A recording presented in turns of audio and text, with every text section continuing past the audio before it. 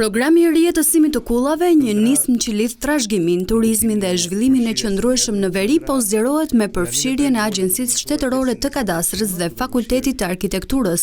Ministri i Turizmit, Kulturës dhe Sportit Blendi Gonxha, i pranishëm në aktivitetin e organizuar për prezantimin e kësaj faze të re në Malsinë e Madhe, tha se ky program synon të mbrojë dhe të rijetësoj një nga elementet më përfaqësues të identitetit kulturor në Shqipërinë e Veriut.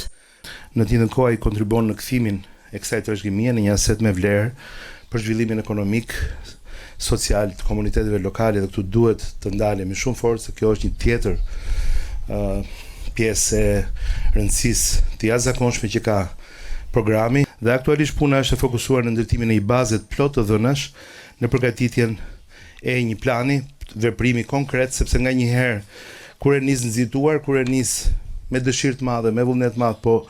jo mirë, punët nuk dalin mirë. Sipas Gonxhës, deri tani janë inventarizuar dhe dokumentuar 523 kulla, duke përfshirë elemente arkitekturës, etnografisë, trashëgimisë kulinare dhe potencialit turistik. Po sidomos edhe nga pikpamja e potencialit turistik, pra dhe ndërveprimi i tyre me zona dhe me qytetat apo fshatrat apo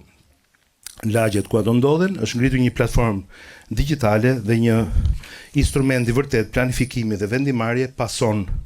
për këtë gjë. Programi parashikon kalimin në zbatimin e plot gjatë periudhës 2027-2029. Kjo fazë përfshin angazhimin buxhetor të ministrisë me një planifikim fillestar prej 400.000 euro për vitin 2027. Paralelisht do të nisë zbatimi i programit kombëtar 3 vjeçar, i cili do të fokusohet në restaurimin, funksionalizimin dhe integrimin e kullave në rrjetin turistik kombëtar.